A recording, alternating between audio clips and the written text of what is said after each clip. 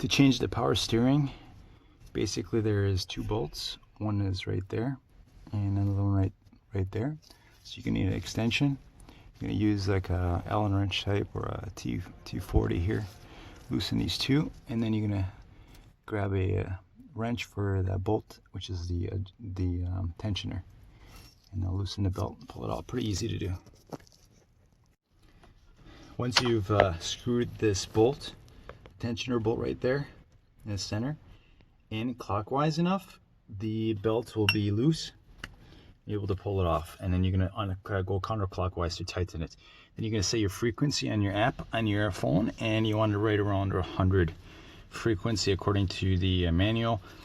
Somebody may say 200. Again, it's not a huge concern. It is just the power steering.